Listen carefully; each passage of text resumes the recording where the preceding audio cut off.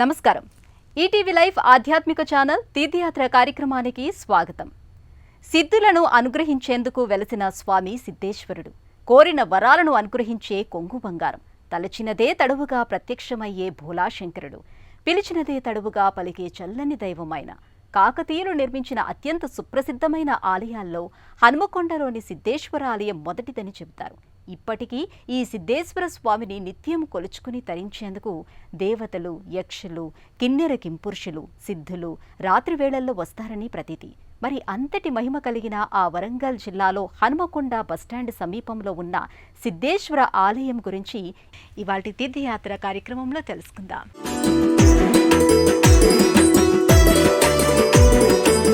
అష్టసిద్ధులు, నవనిధులు కలిగిన కొండ, ఔషధ సిద్ధులు కలిగిన కొండ, సిద్ధులు, ఋషులు, మునులు అనేక యుగాల పాటు తపమాచరించిన కొండ హనుమాద్రి కొండ. ఓరుగల్లు నగరములో 4 గుట్టల మధ్య కొలువు తీరిన ఈ హనుమాద్రిపై వెలిసిన దైవం సిద్ధేశ్వరుడు. కపిల మహర్షి ఇక్కడ అనేక సంవత్సరాల పాటు తపమాచరించి స్వామిని ఇక్కడ వెలియమని వరం కోరారని ప్రసిద్ధి. ఈ స్వామిని దర్శించుకున్న భక్తులకు అతి శీఘ్రమే కోరికలు తీరుతాయని ప్రతీతి. అందుకే అత్యంత పురాతనమైన కాకతీయుల కాలం నాటి ఈ ఆలయానికి ఇప్పటికీ దేశం నలుమూలల నుండి భక్తులు పెద్ద సంఖ్యలో వస్తూ ఉంటారు. స్వామివారిని సేవించుకొని తరించి ధన్యతను పొందుతారు.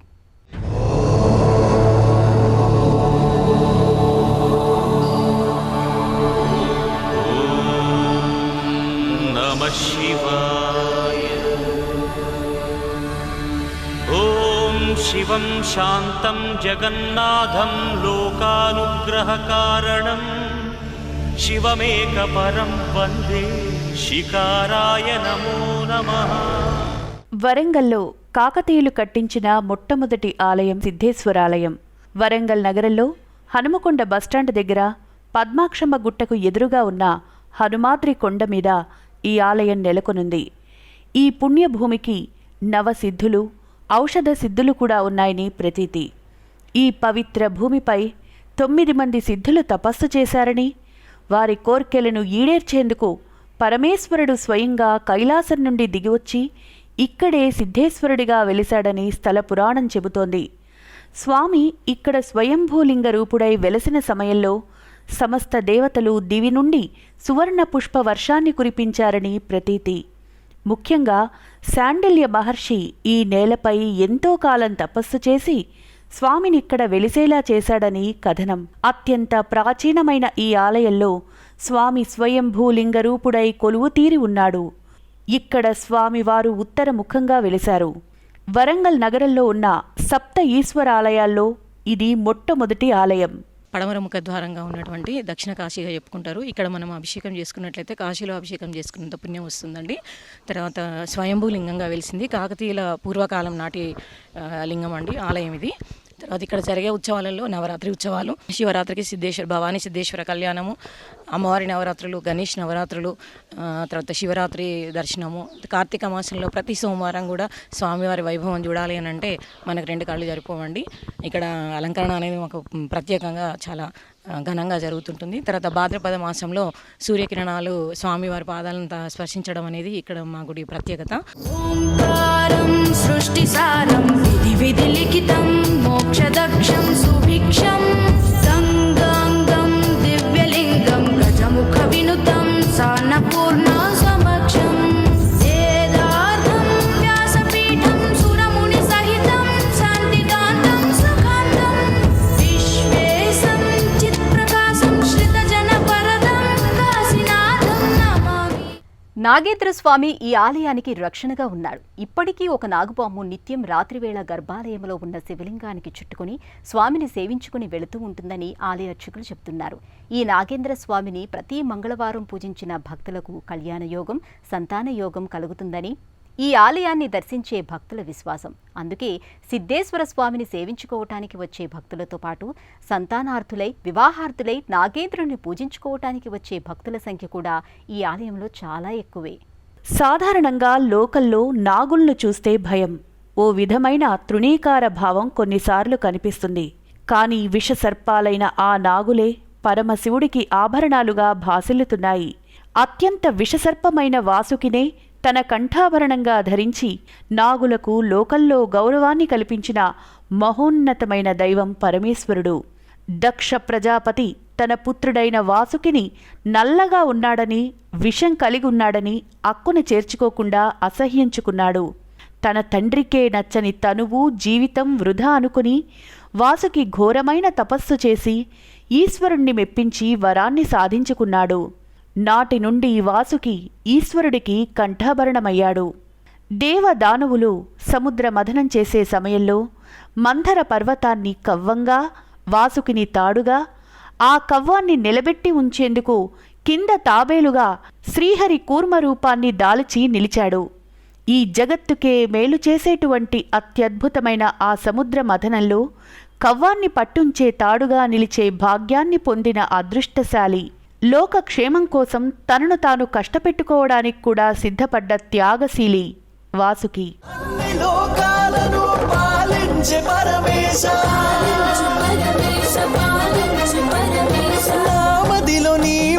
శ్రీశైలమల్లేశ చాలదా ఈ జన్మ చాలదా, శివ కీర్తన జయ ఈ జన్మ చాలదా.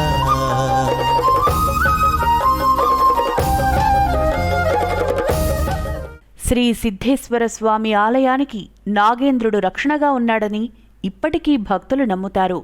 నిత్యం ఒక దేవనాగు రాత్రివేళ గర్భాలయంలోకి ప్రవేశించి లింగాన్ని చుట్టుకుని పడుకుంటుందని, తెల్లవారేసరికి ఎటు వెళ్ళిందో తెలియకుండా మాయమైపోతుందని చాలామంది భక్తులు నమ్ముతారు. ఈ అనుభవం అర్చకులకు కూడా అనేక మార్లు ఎదురైందట. అందువల్ల శ్రీ సిద్ధేశ్వర స్వామి ఆలయ రక్షణ బాధ్యతను నాగేంద్రుడు స్వీకరించారని అర్చకులు భక్తులు బలంగా విశ్వసిస్తారు.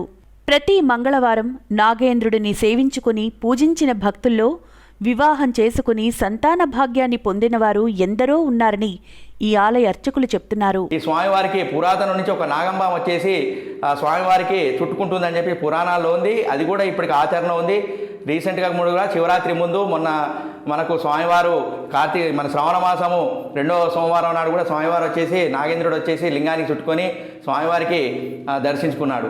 అది లోపలికి ఎలా వస్తుందంటే సోమసూత్రం అంటే మన అభిషేకం జలం వెళ్ళే సోమసూత్రం నుంచేసి లోపలికి వచ్చేసి దేవాలయం అంతా పరిసరాలు తిరిగి మళ్ళీ దేవాలయం ఓపెన్ చేసే టైంకు బయటికి వెళ్ళిపోతుంది.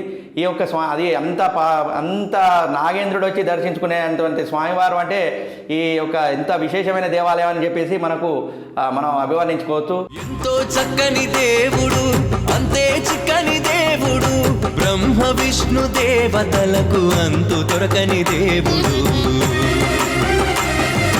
బ్రహ్మ విష్ణు దేవతలకు అంతు దొరకని దేవుడు, అంతో ఇంతో ఎంతో ఎంతో అంతో ఇంతో ఎంతో ఎంతో భక్త సులభుడైనాడు, భక్త ప్రియుడు ఇతడు, భోళా శంకరుడితడు. 4 గుట్టల మధ్యన ఉన్న అద్భుతమైన దేవాలయం ఇది. నందీశ్వర గుట్ట, పద్మగిరి, పద్మాక్షికొండ, భైరవగిరి అనే 4 గుట్టల మధ్యన ఈ ఆలయం ఉంది.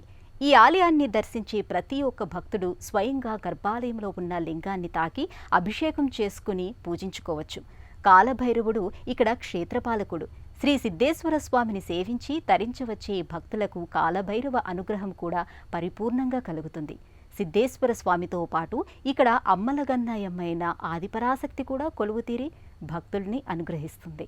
సాధారణంగా గర్భాలయంలో మూల విరాట్టుని తాకి అభిషేకం అర్చన చేసుకునే భాగ్యం చాలా ముఖ్యమైన కొన్ని శివాలయాల్లో మాత్రమే ఉంటుంది. శ్రీ సిద్ధేశ్వర స్వామిని భక్తితో కొలుచుకునేందుకొచ్చే భక్తులు మామూలు రోజుల్లో స్వయంగా మహాన్యాసపూర్వక ఏకాదశ రుద్రాభిషేకాన్ని చేసుకునే అవకాశం ఉంది. కొంచెం రద్దీగా ఉన్న రోజుల్లో లఘు రుద్రాన్ని చెప్పుకొని కాసిన్ని నీళ్లు పోస్తే కరిగిపోయే ఆ శివయ్య నెత్తిన చెంబెడు నీళ్లు పోసి పరవశించే భాగ్యం ఈ ఆలయాన్ని దర్శించే భక్తులందరికీ కలుగుతుంది. నాలోన గల శివుడు మీలోన గల శివుడు కొండపై ఉండగలడు, వరమిచ్చి గుండెలో పండగలడు. నాలోన శివుడు గలడు, మీలోన శివుడు గలడు,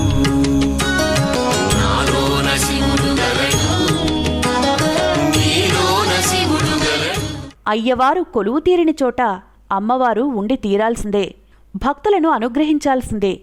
సర్వమంగళమైన ఆ చల్లని తల్లి ఈ ప్రాంగణంలో వెలిసి భక్తుల మనోకామనలను ఈడేరుస్తూ స్వామిని దర్శించి పూజించి సేవించవచ్చిన భక్తులపై వరాల జల్లు కురిపిస్తోంది. అత్యంత శుభమంగళకరమైన జీవితాన్ని వరదానంగా అనుగ్రహిస్తోంది. నవరాత్రుల్లో అమ్మకు ఇక్కడ ప్రత్యేకంగా కుంకుమ పూజ జరుగుతుంది. ఆ 9 రోజులు నిత్యం ఇక్కడ చండీహోమం చేస్తారు.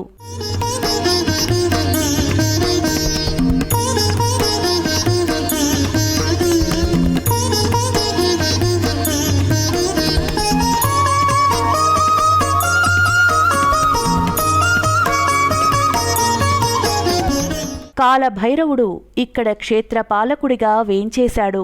నాగులను చెవిపోగులుగా, భుజాలకు యజ్ఞోపవీతంగా అలంకరించుకుని పులితోలును ధరించి రౌద్ర రూపంలో కనిపించే భైరవ రూపం ఈ ఆలయాన్ని దర్శించుకునే భక్తులకు కనిపిస్తుంది.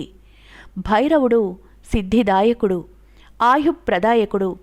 భైరవుణ్ణి ప్రసన్నం చేసుకుంటే అణిమాది అష్టసిద్ధులు వరిస్తాయని ఉపాసకులు చెబుతారు.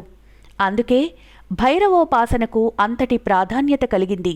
కానీ అది వామాచారానికి చెందింది కావడం వలన సర్వసాధారణంగా భైరవోపాసన మనకు ఎక్కువగా బయటికి కనిపించదు.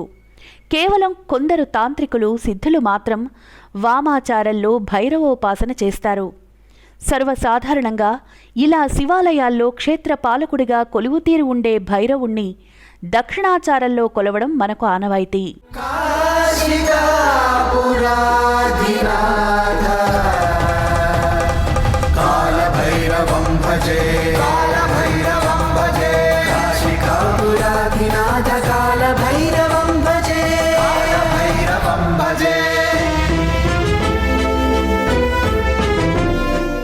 పరమశివుని అవమానించిన బ్రహ్మదేవునిపై శివుడు ఆగ్రహానికి గురై భైరవుడిని సృష్టించి బ్రహ్మదేవుని తలని ఖండించమని ఆదేశించాడని, వెంటనే భైరవుడు శివుడి ఆజ్ఞను తలదాల్చి ఆయనను అవమానించిన బ్రహ్మదేవుడి 5 శిరస్సులలో ఒకదాన్ని ఖండించాడని పురాణ కథనం. ఆ తర్వాత బ్రహ్మహత్యా పాతకం నుంచి బయటపడడానికి శివుడి అనుగ్రహం మేరకు బ్రహ్మదేవుడి కపాలాన్ని అలాగే చేత్తో పట్టుకుని అనేక పుణ్యక్షేత్రాలను, తీర్థాలను దర్శిస్తూ వెళ్లాడు భైరవుడు. ఆయన చేతికంటుకున్న కపాలం ఎక్కడ తన చేతి నుండి విడివడుతుందో అక్కడే ఆ క్షేత్రంలోనే పాప ప్రక్షాళన అయినట్టని పరమశివుడు భైరవుడికి చెప్పాడు. చివరకు ఆ బ్రహ్మకపాలం కాశీనగరంలో భైరవుడి చేతిని వీడి నేలపై పడడం వల్ల కాశీనగరానికి బ్రహ్మకపాలమనే పేరు కూడా వచ్చింది.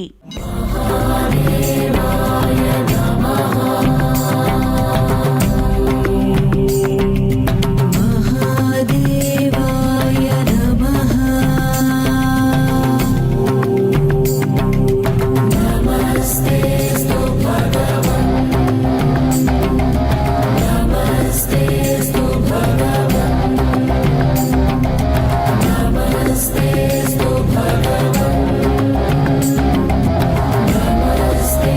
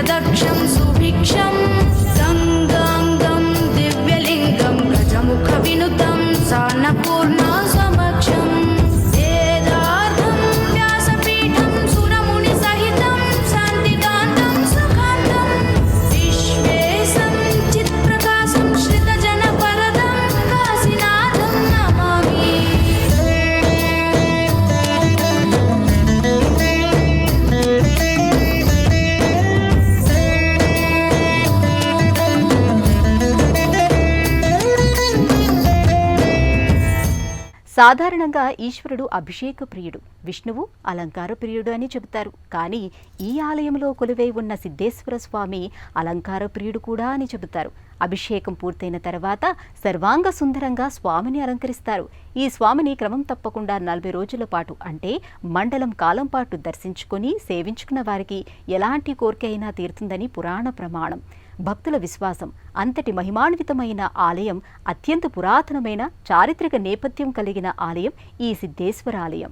ఈ దేవాలయం ప్రస్తావన స్కాంద పురాణంలోని సనత్కుమార సంహితలో ప్రత్యేకంగా కనిపిస్తుంది.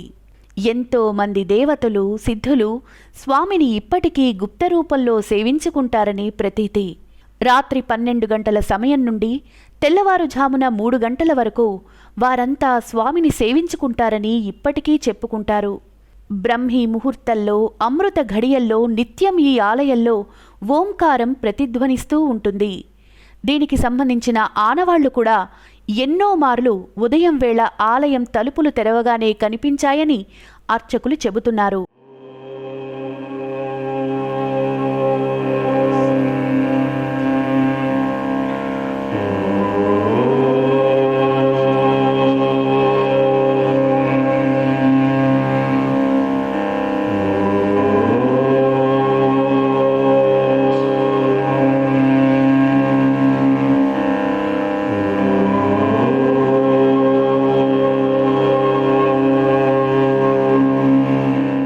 దేవతలు, సిద్ధులు, ఋషులు, మునులు, యక్షులు, గంధర్వాదులు నిత్యం స్వామిని అర్చించి సేవించుకునే ఈ ఆలయం పరిసరాల్లో మొదట స్నానపానాదులకు సరైన వసతి లేదు. అందువల్ల శ్రీ సిద్ధేశ్వర స్వామి ఆదేశానుసారం స్వయంగా నందీశ్వరుడే ఇక్కడ అటువంటి సౌలభ్యం కోసం ఒక గుండాన్ని ఏర్పాటు చేశాడని స్థల పురాణం చెబుతోంది. అందువల్ల ఆ గుండం నందీశ్వర గుండమనే పేరుతో సుప్రసిద్ధమైంది. ఈ గుండంలో స్నానం చేసిన ఎంతో మంది సిద్ధులు స్వామిని సేవించుకుని సిద్ధి పొందిన ఆధారాలు ఇక్కడ కొల్లలుగా ఉన్నాయి. తర్వాతి కాలంలో శిథిలావస్థలో ఉన్న ఈ ఆలయాన్ని సిద్ధేశుని వంశస్థులు పునరుద్ధరించారు. ఈ పుణ్యక్షేత్రంలో రేవణసిద్ధుడు కొంతకాలం తపస్సు చేశాడని కన్నడ భాషలో రచించబడిన బసవ విజయము అనే గ్రంథంలో తెలుపబడింది. రేవణసిద్ధుడిగా సుప్రసిద్ధుడైన ఈ రేణుకాచార్యుడు 3000 సంవత్సరాల నాటివాడని కన్నడ వాంగ్మయం చెబుతోంది.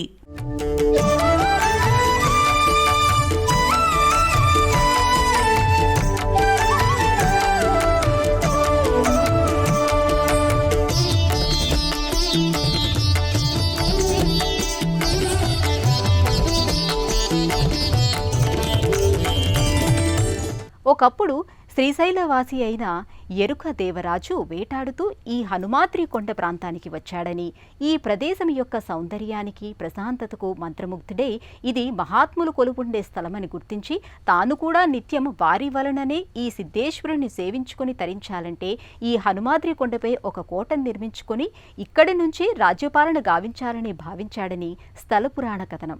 ఆయనను హనుమడు, కొండడు అనే పేర్లతో పిలిచినందుకు కాలక్రమంలో ఆ 2 పేర్లు కలిసిపోయి హన్మకొండ అనే పేరు ప్రసిద్ధమైందని చరిత్రకారుల అభిప్రాయం.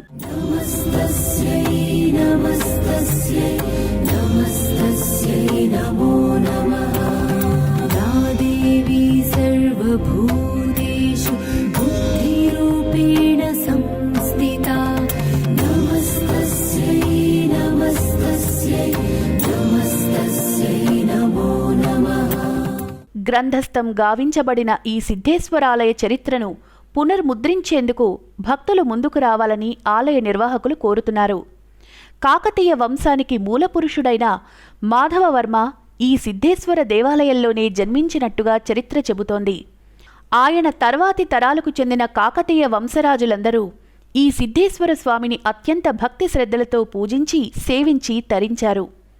నాటి నుండి నేటి వరకు సిద్ధేశ్వర వంశస్థులే ఈ ఆలయంలో అర్చకత్వ బాధ్యతలను నిర్వహిస్తున్నారు.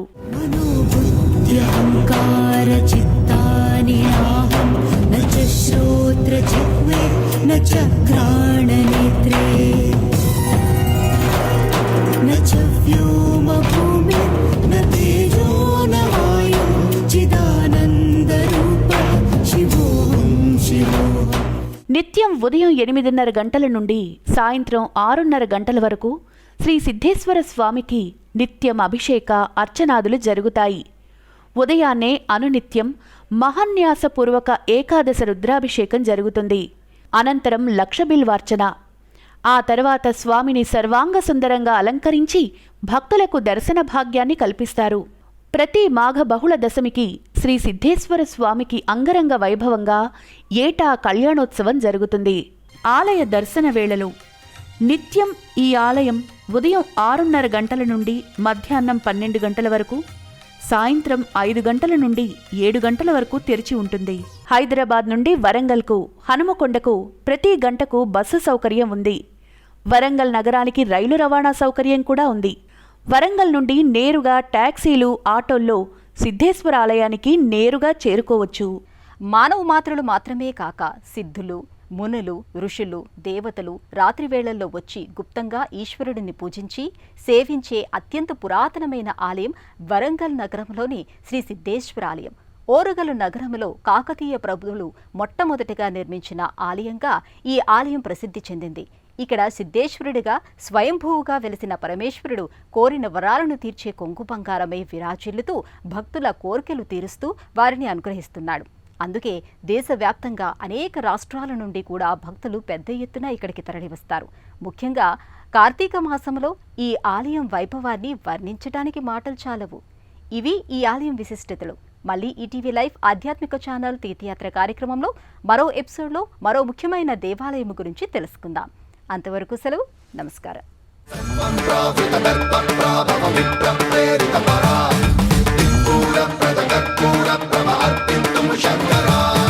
शिव शिव शंकर हर हर शंकर जय जय शंकर दिगिरारा प्रिय तांडव शंकर प्रकट शुभंकर प्रलय भयंकर दिगिरारा शिव शिव शंकर हर हर शंकर जय जय शंकर दिगिरारा प्रिय तांडव शंकर प्रकट शुभंकर प्रलय भयंकर दिगिरारा ओम परमेश्वरा परा ओम निखिलेश्वरा हरा ओम जीवेश्वरेश्वरा कनरारा. ఈ కార్యక్రమాన్ని తిరిగి చూడాలనుకుంటే www.youtube.com/@ETV Life Spiritual లో చూడవచ్చు.